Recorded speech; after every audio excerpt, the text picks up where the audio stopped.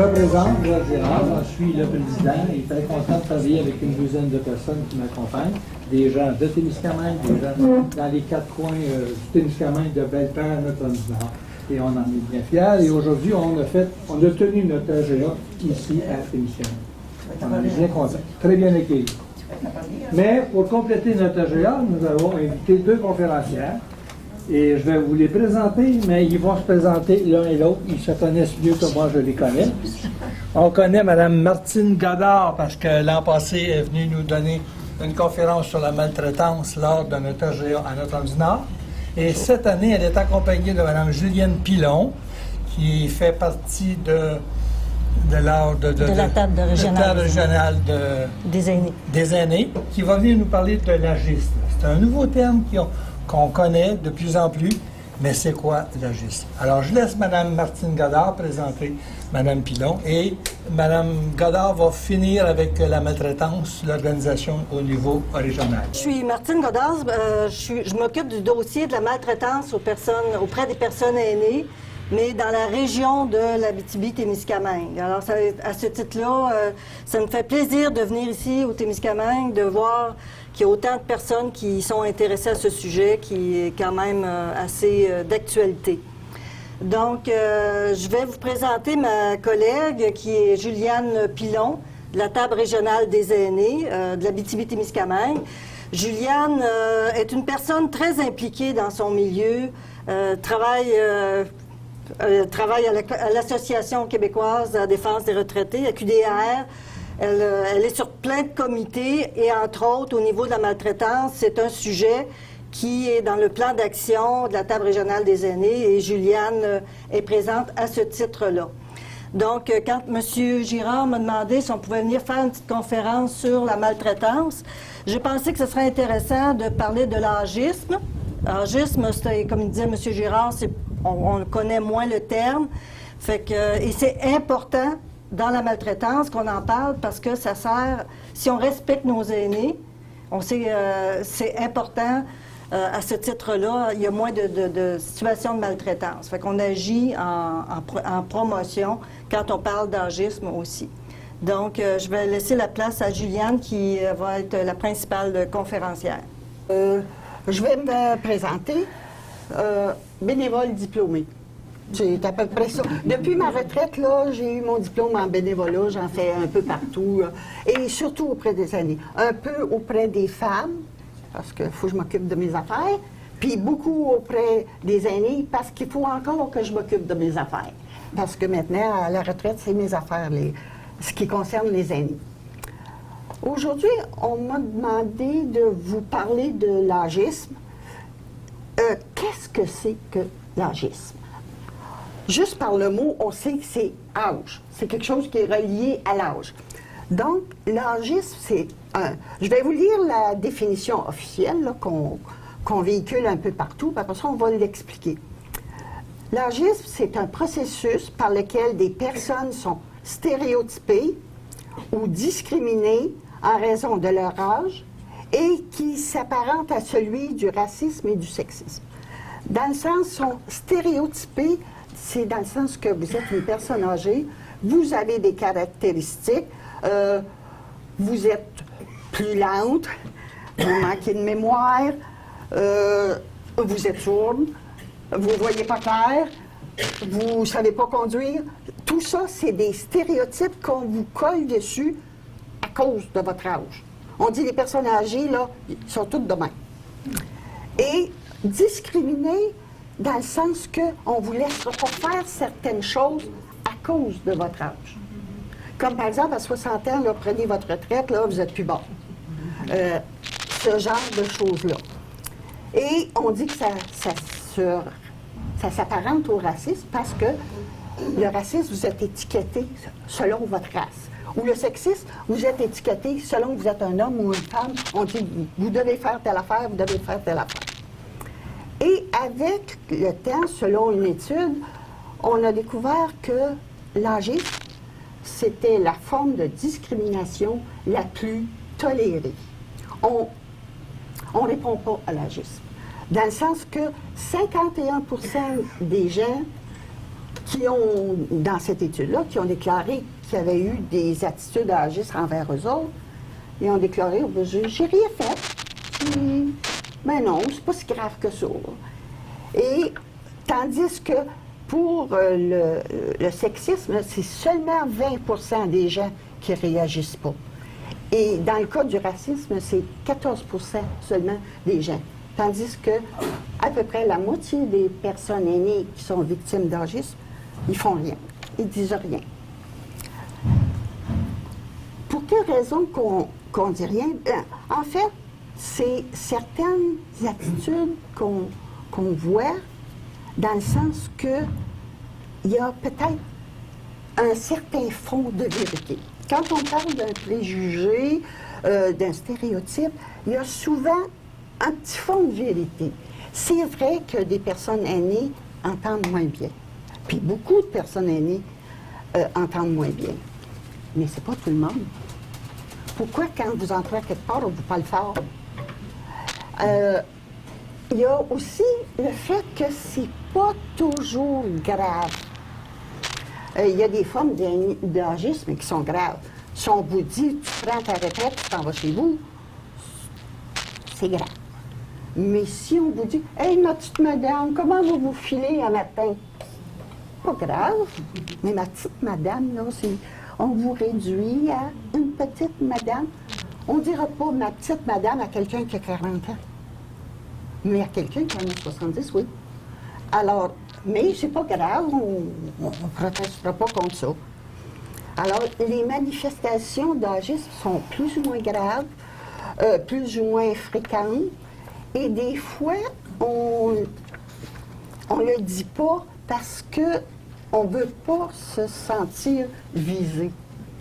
On ne veut pas se sentir vieux. On ne veut pas sentir qu'on est aîné. Ça fait qu'on ne dit pas un mot.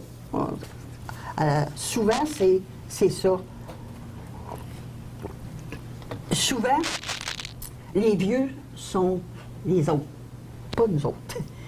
Parce que moi, jusqu'à il y a 2 ans, j'avais jamais dit que les aînés, c'était moi. Je faisais du bénévolat, j'allais dans des tables d'aînés, tout ça, mais les aînés, c'était pas... Moi, je travaillais pour les aînés. Je travaillais pour moi, j'avais 65 ans. Et souvent, on tolère des exemples comme ça parce qu'on ne veut pas, nous, être des aînés. On a peur d'être catalogué comme aîné, être catalogué comme âgé, être catalogué comme aussi comme vieux, bien souvent. Par contre, il faut dire aussi que l'agisme, c'est surtout les personnes aînées qui en sont victimes. Mais les jeunes peuvent en être victimes aussi. C'est relié à leur âge aussi, mais ils en sont victimes. Vous savez, quand on dit que les jeunes, là, ils conduisent tout mal puis qu'ils ne savent pas travailler, là, mais c'est quoi ça? C'est de l'agisme. C'est parce qu'ils sont jeunes, ils n'ont pas d'expérience, on dit qu'ils ne savent pas travailler, ça. Puis, chez les personnes aînées, ben, on va dire qu'ils ne savent plus travailler. Alors, mais chez les jeunes, ça paraît moins. C'est beaucoup plus chez les personnes aînées que c'est fréquent. Alors, ce qu'on dit, les manifestations d'agisme, il y en a qui sont très négatives. Là. Je vais vous en donner. On va dire, les personnes aînées sont dépendantes, sont vulnérables, ils coûtent cher à la société, ils sont toujours malades, ils servent à quoi là, dans la société, eux autres? Ou bien on va dire, ah ben oui, mais avec Liberté 55, là, ils peuvent s'en payer des services, ils sont tous riches. Il peut avoir ce type de, disons, de préjugés, d'agisme qui est très négatif. Par contre, il va y avoir certaines manifestations d'agisme aussi, mais qui sont positifs.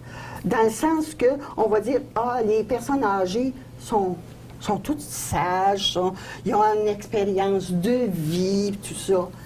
Mais comme dit mon chum, une chipie à 20 ans, à 70 ans, est toujours chipie. Hein? Puis un vieux bougonneux, il était probablement un jeune bougonneux aussi. Mais par contre, disons qu'il va y avoir un agisme qui est plus sympathique, qui est plus, disons, positif. Et c'est surtout, ce qui est positif est souvent relié à la famille. on va dire, les personnes aînées sont des bons grands-parents, ils sont des bons gardiens. C'est drôle, c'est quand ils travaillent pour nous autres. Hein? Ensuite, ils sont disponibles, ils sont plus disponibles. Les personnes aînées sont les gardiens du patrimoine. C'est eux autres qui peuvent raconter les histoires, comment ça se passait et tout ça. Alors, c'est quand même très positif et c'est relié à l'âge, souvent aussi. Alors, il faut le prendre quand il est positif. Quand il est négatif, on n'est pas obligé de le tolérer. Ensuite, il y a des formes d'agisme qu'on rencontre, par exemple, dans la vie de tous les jours.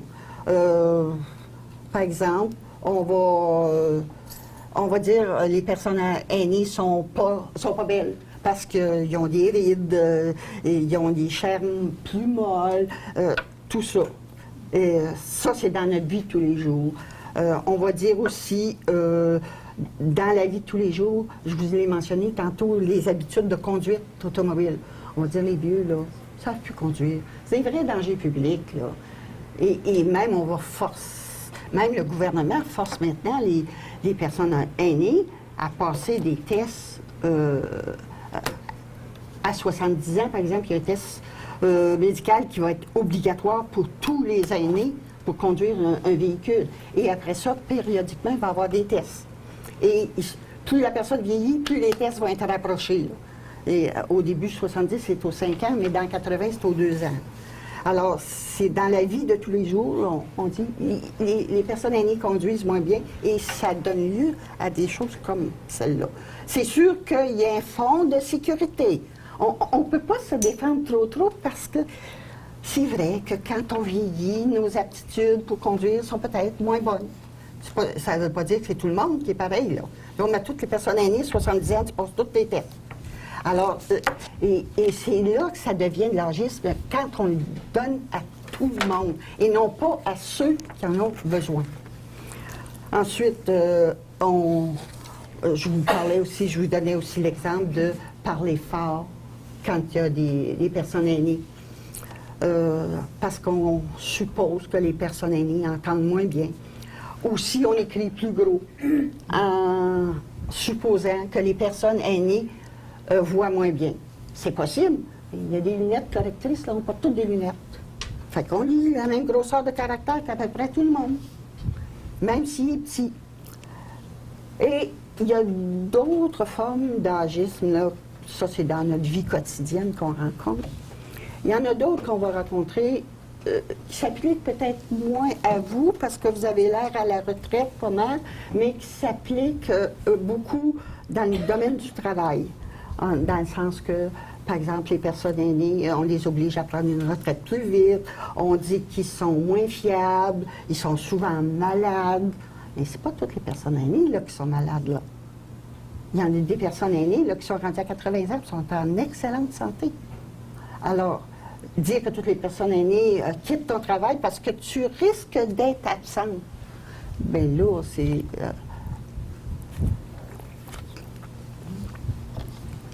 Aussi, et dans le milieu du travail, on va voir le pendant avec les jeunes. C'est à peu près là où on voit plus le pendant avec les jeunes.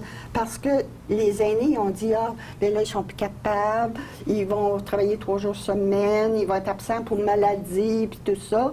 Puis chez les jeunes, on va dire, ils n'ont pas d'expérience. Ils ne savent pas travailler. Ils sont assez paresseux, les jeunes, hein? Ça ne veut pas se grouiller, ça ne veut pas arriver à l'heure le matin, là. C'est 9 heures pour eux autres, c'est trop de bonheur. Mais c'est pas tous les jeunes que 9 heures, c'est trop de bonheur. Et c'est là où est l'agisme, quand on l'applique à tous les jeunes. Et on dira, les jeunes, les vieux, là, ça radote, puis ça fait leur expérience, puis ça dit, prends-toi de même, fais ça de même, fais ça de même, fais ça de même. Puis le jeune dit, es-tu fatiguée? Es-tu fatigante ce matin? Je sais comment le faire. Puis je vais le faire à ma manière. J'ai ma manière à moi de le faire. Et on voit beaucoup ce genre de choses-là avec les ordinateurs. Les vieux, là, des ordinateurs, là, pas capables, hein? Moi, je suis pas capable. Mais ça veut pas dire que ma voisine à côté, qui se promène avec son pad, puis qui prend des photos de son père avec son pad, puis qui jase avec ses petits-enfants à distance, puis tout ça, elle est capable. Elle a le même âge que moi, puis elle est capable. Moi, j'ai cet âge-là, puis je suis pas capable. Le pad, là, oublie ça. Fait que c'est, là aussi, les nouvelles technologies sont une source souvent d'agisme envers les personnes aînées. Et envers les jeunes, parce qu'on dit ils sont toujours sur les vidéos, eux autres. Ils peuvent-tu décrocher de le cellulaire, eux autres? Et ça aussi, c'est une forme d'agisme envers les jeunes. Alors, ça marche dans les deux sens. Ensuite, il y a aussi une forme d'agisme qu'on rencontre beaucoup dans les médias. Si vous regardez un bulletin de nouvelles, les personnes âgées coûtent-tu assez cher à votre goût? Ah oui, là, on va faire des coupures là, prochainement, là. Mais c'est les coûts de santé, puis c'est les coûts de santé des personnes aînées. Mais oui, mais les personnes aînées, là, selon les statistiques, ils coûtent cher au système la dernière ou les 2 dernières années de leur vie, où ils coûtent cher peut-être en médicaments, c'est vrai, parce qu'ils sont très, très médicalisés. Puis ça, il faudrait peut-être demander aux docteurs qui font peut-être de l'agisme. Eux autres aussi, en nous bourrant de pilules contre le cholestérol, faut prévenir ça, faut prévenir ça, faut prévenir ça, avec un paquet de pilules. Ça aussi, c'est une forme d'agisme, là, dire de la prévention avec des pilules. Mais, si je reviens aux médias, l'image qu'on fait des personnes aînées dans les médias, aussi bien dans les bulletins de nouvelles, comme je vous disais, là, dans les bulletins de nouvelles, là, les personnes aînées coûtent cher, la façon de présenter les aînés est rarement positive. De temps en temps, ils vont présenter des bons coups de bénévolat. Là, on récompense le bénévolat des personnes aînées, on leur donne un prix hommage aîné. Mais, par contre, le reste du temps, là, il y a ça. Et il y a toute la partie publicité. Là, je vais m'adresser aux femmes. Avez-vous déjà vu une annonce de crème anti-âge ou anti-rides faite avec une personne aînée? Moi, je ne l'ai pas vu. Au maximum, ils ont 40 ans, les filles qui font les annonces de crème anti-âge. Puis là, le maximum, c'est 40 ans. Ils sont toutes très jeunes, puis ils se mettent toute de la crème pour anti-âge. Eux autres, mais les rides, ça fait partie de la vie, ça aussi. Tu sais, c'est pas laid, les rides, là. Puis c'est pas un péché d'avoir des rides. On les a gagnés, puis on a payé pour, bien des fois, hein. Il y a bien des nuits blanches qu'on a passées pour avoir ces rides-là. Hein? Et c'est ça, et des rides, c'est... Non, à la télévision, ça passe pas, des rides. On peut pas. Quand est-ce que vous avez vu une annonce d'auto faite par une femme aînée? Pourtant, on conduit automobile. On a 60 ans pour conduire nos véhicules, puis on a 70 ans pour conduire nos véhicules. Même les hommes, là, c'est tous des jeunes hommes qui font, quand il y a des annonces de véhicules puis que ça va bien, bien vite. J'ai rarement vu une annonce avec un monsieur à tête grise à 75 ans, là, au volant d'un beau gros véhicule. Non, pas eu ça.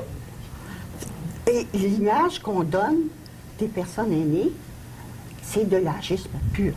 C'est vraiment...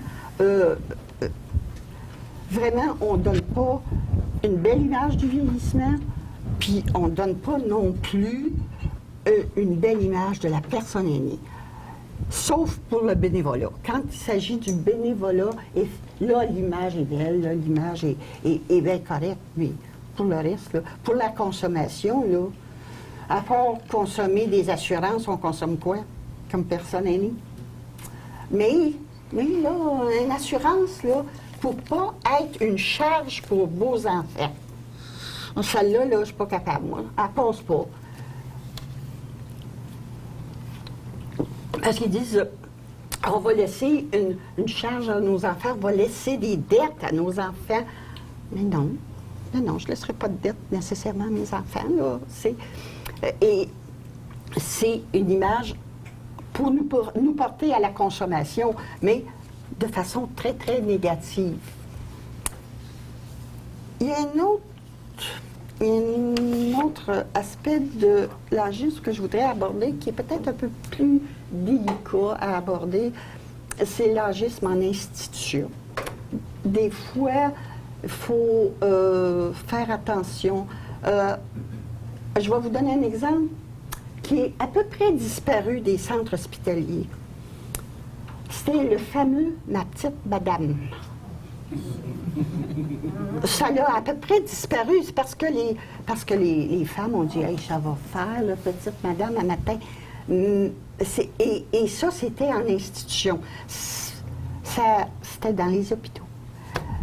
Il y a aussi certaines attitudes envers les personnes aînées dans les institutions auxquelles il faut faire attention.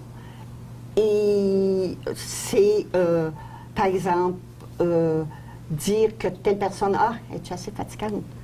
Mais oui, mais elle a mal. Ça se peut-tu qu'elle soit pas patiente, la personne aînée qui est là, parce qu'elle a mal? Alors, celle-là, c'est une vieille chipie, là, elle n'est jamais contente. Mais c'est parce qu'elle n'est pas... Elle vit un deuil de sa maison, là, puis là, elle rentre en institution. Mais ça comprend qu'elle ait de la peine, qu'elle soit anxieuse. Parce que si on vit le deuil de sa maison et tout ça, c'est normal. Alors, je n'irai pas bien plus loin que ça en institution, mais je voulais vous en parler un petit peu parce qu'il y a des gens ici qui sont dans des comités d'usagers et c'est vous qui souvent va recevoir les commentaires des personnes, qui va aussi recevoir éventuellement peut-être des plaintes aussi, des personnes dire ben là, parce que je suis aînée, puis que je me sens pas bien, on m'a bousculé un petit peu, mais ça, là, on tombe dans la maltraitance. Mais souvent, il y a des liens des fois à faire avec l'agisme. C'est parce qu'on est aîné, on a de défense, tout ça, et ça glisse vers la maltraitance. Peut-être que Martine pourra aborder ça avec vous, les liens à faire entre les deux. Voilà, on a à peu près passé ça. J'aimerais qu'on passe la petite vidéo, s'il est possible.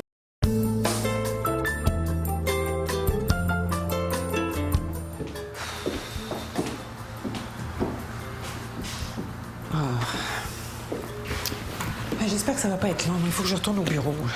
Tu cours trop. Ça n'a pas de sens de courir de même. Je sais. Oh, j'ai hâte de voir le médecin, moi. C'est de plus en plus inquiétant, de ces brûlements d'estomac-là. C'est comme une espèce de refoulement ou quelque chose du genre, là. Ça fait plusieurs fois que j'en parle à l'infirmière de la résidence, mais à chaque fois, elle me dit que c'est ma digestion. Mais moi, je suis certaine que c'est pas ça. Je digère bien. Oh. Salut, Ariel. Oui, non. Écoute, je peux pas te parler longtemps. Je suis dans la salle d'attente du médecin avec ma mère. Oui, ça va, oui. En tout cas, ça pourrait aller mieux. Toujours le boulot, hein, on court comme des fous. Oui, mais j'ai pas le choix, c'est comme ça. Il faut être de plus en plus performant. Et si tu voyais tous les petits jeunes là, qui s'imaginent qu'ils savent tout sous prétexte qu'ils sont nés avec un ordinateur dans les mains. Parce qu'on a 55 ans, ils pensent qu'on n'en sait pas autant qu'eux. Ouais. Je sais. Madame Tremblay. Excuse-moi, il faut que je te laisse, c'est le tour de ma mère. Oui, OK. Je te rappelle dès que j'ai une minute. Bye. Bon. Allez, ma belle maman, on y va. Aïe.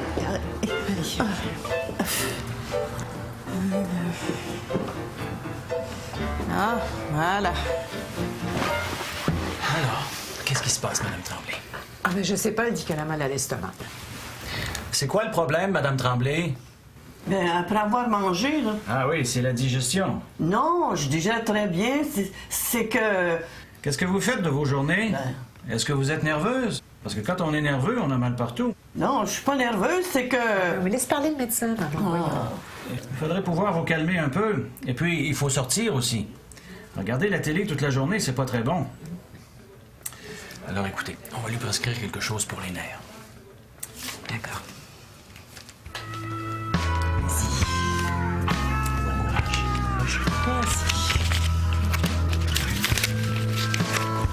On y va.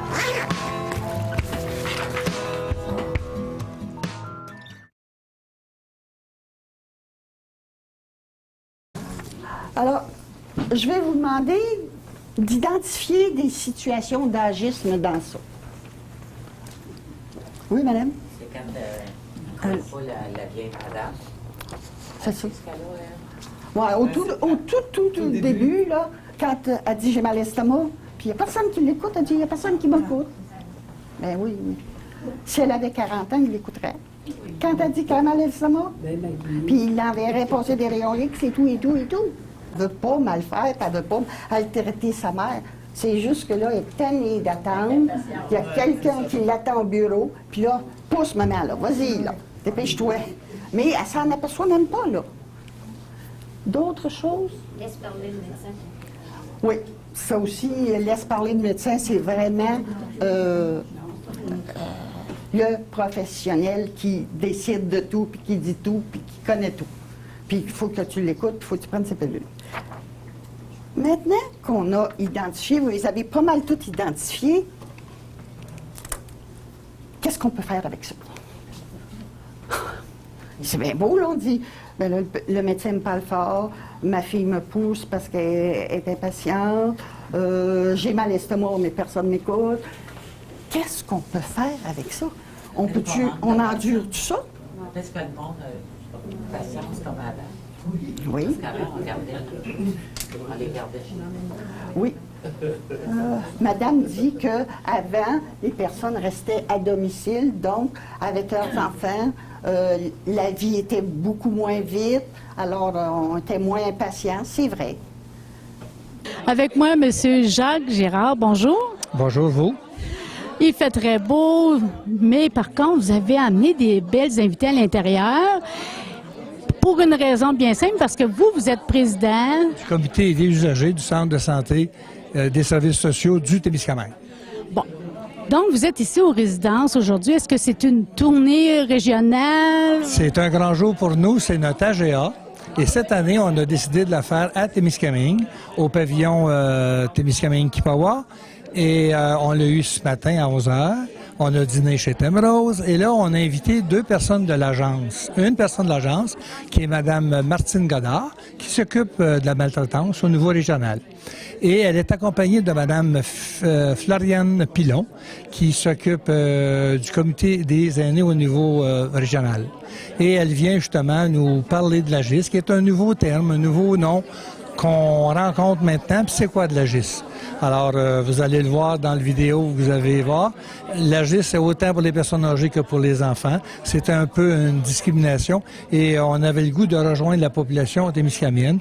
Et on est bien situé. On est présentement à la résidence de Témiscamingue et un accueil super, les gens formidables. Alors, on passe une belle journée ici. Vous aviez espoir d'avoir quelques personnes? La salle est pleine. La salle est pleine. On est tout près d'une 50aine de personnes et on en est très fiers. Merci d'avoir répondu à cet appel pour la conférence. Merci à vous. Bonne journée. Bienvenue. Merci. Fait que quand on parle de bientraitance, on a un respect envers nos aînés dans nos attitudes et ça fait en sorte qu'il y a moins de situations de maltraitance. Alors, je vais vous passer un autre petit vidéo. Vous avez vu, c'est pas long, puis en même temps, ça nous amène à discuter. C'est quand être invisible mène à l'abus.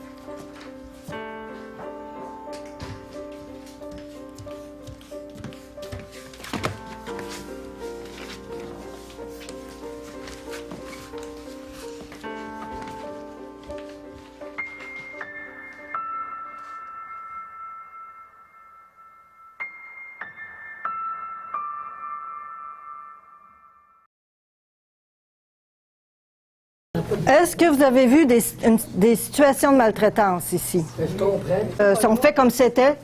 Comment vous dites ça, vous? On n'est pas là. On fait comme c'était pas là, est invisible, on l'ignore. Ça, c'est une situation de maltraitance. En plus, il donne la montre, je sais pas c'est quoi, là, pour laver le plancher. Fait- Et puis, mais avec son ring, là. C'est comme si c'était à elle qui était nécessairement obligée de faire ça aussi, hein? C'était pas elle qui l'avait renversé le verre. C'est ça. Je sais pas, là, Est-ce que vous avez vu d'autres situations de maltraitance? Oui? Il traite comme à qui qu'elle va juste faire tout, Oui, que ce soit la situation que ça voudra, et là, elle va le faire. elle va le faire. Ben, pas de merci, pas de reconnaissance, pas de sourire, pas de...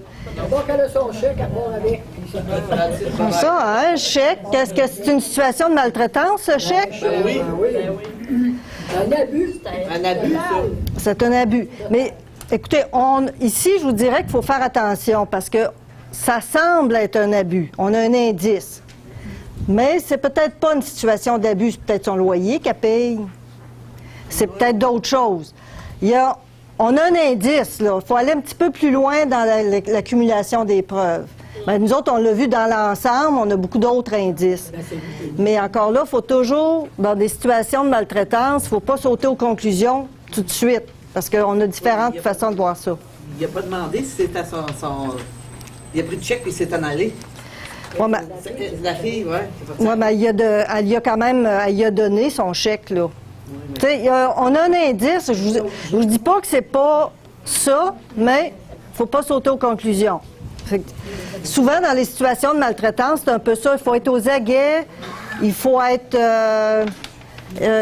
on observe, mais il ne faut pas toujours sauter aux conclusions. Des fois, c'est plusieurs facteurs qui font que là, on pense que oui, c'est une situation de maltraitance, parce que dans l'ensemble des facteurs, on ne la respecte pas, on fait comme si c'était pas là.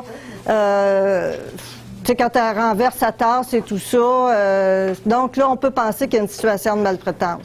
Ce que je voulais dire, c'est que dans le terme abus ou maltraitance, c'est la même chose? Oh non, pas tout à fait. Pas tout à fait, non. Non? Ça serait quoi? L'abus physique, ça peut toucher l'abus psychologique, ça peut toucher l'abus sexuel aussi chez les personnes aînées. Souvent, on a tendance à penser qu'il n'y a pas d'abus sexuel chez les aînés. Mais oui, il y en a. Et j'ai été à une formation dernièrement à Montréal où il y avait des intervenants des ressources d'hébergement et ils nous ont conté qu'il y avait une situation où une personne aînée, une femme, c'était un couple, et la femme ne voulait pas aller rester avec son conjoint parce qu'il n'y avait pas le même... il y en avait une son conjoint avait une déficience cognitive, là, des pertes de mémoire et tout ça, puis elle, c'était plus physique. Mais les enfants voulaient qu'ils restent ensemble, puis la madame, elle, ne voulait pas.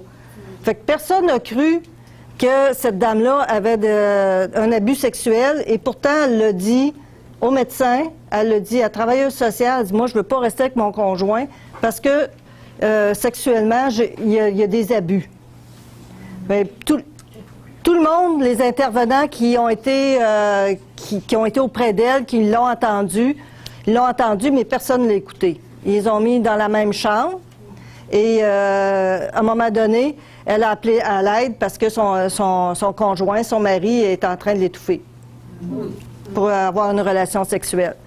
Fait que souvent, ça, nous en ont compté plusieurs. Moi-même, on a un préjugé à l'effet que les personnes aînées n'ont pas nécessairement de sexualité. Oui, ils en ont. Puis, il y a des abus aussi de ce côté-là. Donc, je vais regarder. Aussi, dans la maltraitance, ce qui est important, c'est qu'il faut qu'il y ait un tort à la personne. Parce que dans cette situation-là, ce qu'on voit, c'est que la personne, est-ce qu'elle a l'air heureuse? Non. Ben oui et non. Pas bien, hein? À un moment, elle pleure pas, là, mais tu vois qu'elle est triste, tu vois qu'elle est contrariée, qu'elle est... donc, ici, là, faut qu'il y ait du tort à la personne pour avoir une situation d'abus ou de maltraitance. Vous savez, il y a plusieurs ressources qu'on ne connaît pas nécessairement. Il y a la Commission des droits de la personne, c'est 6 enquêteurs qui ont été engagés ça fait à peu près 3 ans, et qui peuvent intervenir dans des situations de maltraitance. Il y a plusieurs organismes qui peuvent soutenir dans des situations de maltraitance, mais souvent la première difficulté, c'est que la personne aînée n'en parle pas elle-même.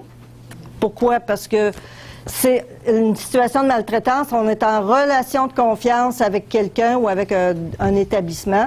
Donc, souvent, on ne veut pas dénoncer cette personne-là. Si c'est notre enfant, si c'est notre voisin, si c'est quelqu'un en qui on a confiance, on ne veut pas y faire de tort. On veut qu'il arrête la situation, mais on ne veut pas nécessairement y faire qu'il aille en prison naturellement. Donc, il y a plusieurs ressources qui sont disponibles. Moi, je dirais le secret, c'est d'en parler à une travailleuse sociale, à une personne de confiance, qui va regarder avec vous, avec la personne concernée, c'est quoi, qu'est-ce qu'elle veut faire, jusqu'où elle veut aller. Il y a des situations de maltraitance qui sont très graves, qui exigent une intervention rapide, puis il y en a d'autres qu'on peut attendre en quelque sorte. Là, on peut voir comment évolue la situation, respecter le choix de la personne. Ça, c'est vraiment important. Je vous dirais qu'au Québec, ce qu'on a tendance à faire dans les dernières années, en tout cas, c'est de se dire qu'il faut respecter le choix de la personne et en même temps, essayer de l'amener à reconnaître qu'il y a une situation de maltraitance, puis d'essayer de voir comment cesser la situation de maltraitance. Des fois, on s'en rend plus ou moins compte qu'on n'a pas une bonne attitude. Et dans ce cas-là, c'est plus facile d'intervenir dans le sens que la personne a dit « Ah, OK, c'est vrai que c'est pas correct, j'ai perdu patience, la prochaine fois, je vais faire attention. » C'est quand même une situation de maltraitance, mais c'est plus facile à sensibiliser.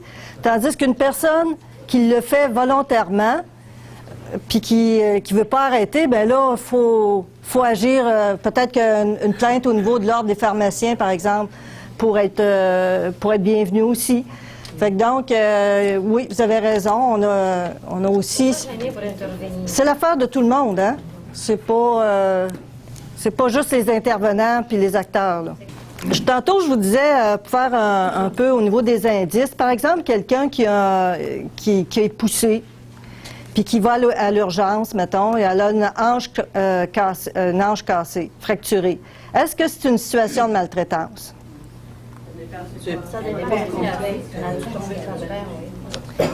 Ça dépend, hein?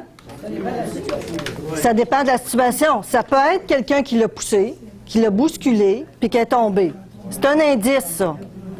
Mais c'est pas nécessairement une situation de maltraitance.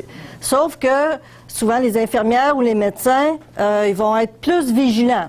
Ils vont dire ils vont questionner comment c'est arrivé, tout ça. Puis si c'est cohérent, la façon dont ça s'est passé, ben un accident, ça arrive à tout le monde. Mais ça peut être aussi une situation où la personne s'est faite pousser parce que peut-être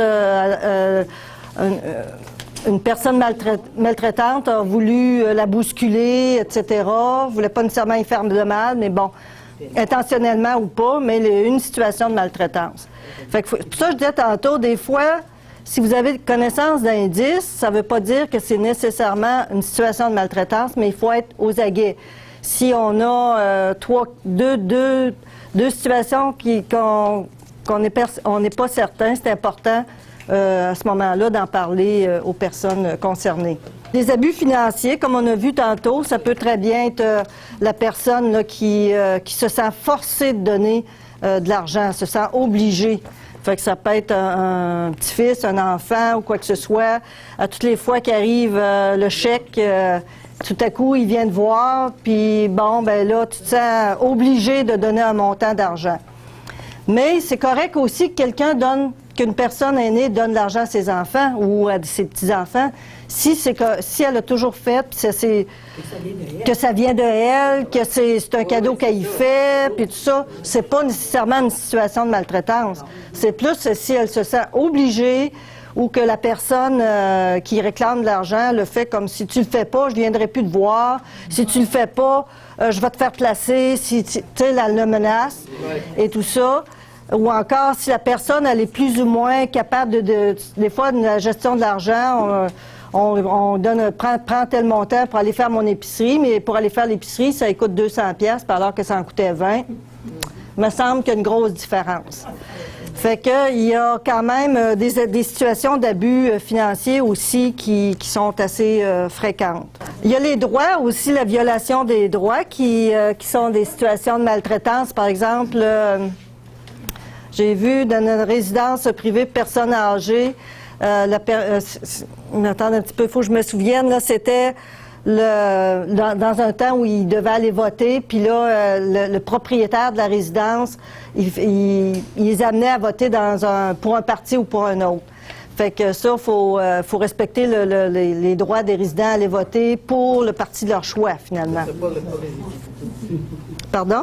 Pas les obliger à voter pour un tel puis un autre. C'est ça. Là, il faisait venir juste ceux pour lesquels il était en accord.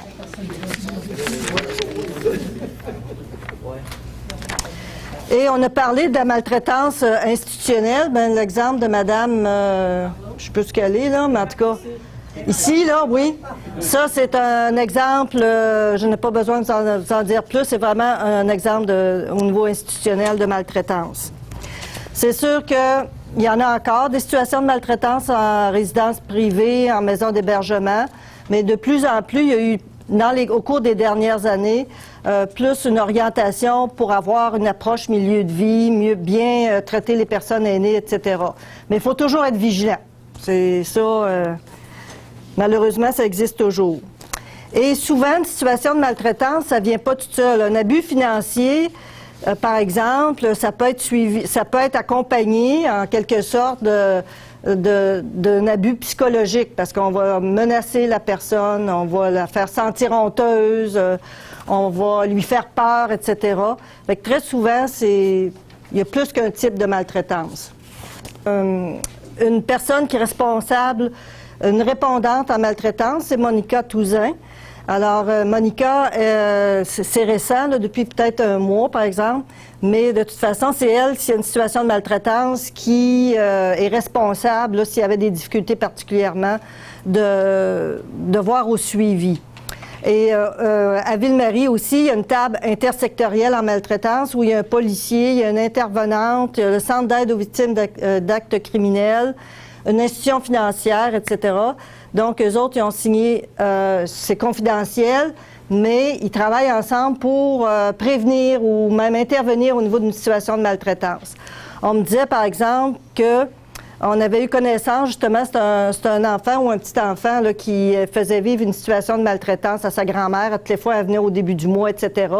Fait que comme truc qu'ils ont donné à la personne âgée, c'est de dire à l'enfant, depuis récemment, il faut que j'aille deux signatures sur mon chèque. Il faut que j'aille une autre personne qui signe. Ça a été fini. Vous voyez, ça n'a pas demandé nécessairement une grosse intervention, mais là, on sait que déjà, il y a un risque, là, fait que la situation de maltraitance est arrêtée là. Fait que c'est important d'en parler, puis des fois, les différents intervenants peuvent avoir des petits trucs pour vous aider les personnes qui ont des situations de maltraitance à y mettre fin. D'autres fois, bien, ça demande des enquêteurs, etc. Il y a des situations très graves, mais il n'y a pas une situation qui est pareille. Donc, il faut faire attention à ça. Après ça, je voulais vous parler que le 15 juin, c'est la journée pour souligner la journée mondiale pour souligner contre la maltraitance envers les aînés. Ça fait que je vous ai apporté un petit cadeau pour la porter dans la semaine du 15 juin. Donc, il y a le ruban, le mauve qui est la couleur désignée là, pour reconnaître la maltraitance. Et vous avez un numéro sans frais aussi, le 1-888, le numéro de la ligne Aide abus aînés. C'est une ligne qui est en fonction depuis 2010, qui est située à Montréal, donc c'est anonyme. Et si vous-même ou vous voulez en parler, ou c'est bon aussi pour les intervenants, parce qu'il y a un service professionnel, c'est des bénévoles formés et des professionnels formés aussi qui peuvent répondre à vos questions. Fait que si on ne veut pas que ce soit, on n'est pas sûr que c'est une situation de maltraitance ou simplement on voudrait en parler, vous appelez à cette ligne-là, c'est sans frais. Et donc, c'est sur le petit carton qu'il y a ici. Puis je vous invite à porter le ruban mauve. Le 15 juin, c'est la journée de la maltraitance. C'est la fête des pères aussi, ça donne comme ça cette année. Fait que vous pouvez le porter le reste de la semaine ou la semaine avant. Mais donc, c'est une journée importante. Dans le fond, comme vous disiez, il faut dénoncer les situations de maltraitance. Faut pas, c'est inacceptable, c'est l'affaire de tous et c'est la raison pour laquelle il faut en parler. Je voulais savoir si vous avez apprécié la conférence. Ah, ça, vous avez vu, oui. Je voulais savoir si vous avez apprécié les 2 conférences, d'abord. Et c'est là que vous allez me démontrer si c'est vrai ou pas. Ces gens-là, ils se sont levés tôt ce matin. Ils ont parti tôt ce matin. Ils sont arrivés de loin. Je les félicite, je les remercie. On les a accueillis. Oui. Et ils ont pris de leur énergie. Ils vous ont donné une bonne conférence.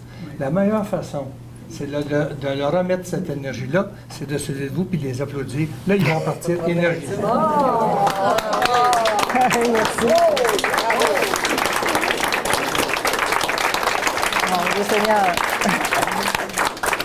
C'est parce qu'avec un petit ruban dans les mains, ça applaudit pas bien.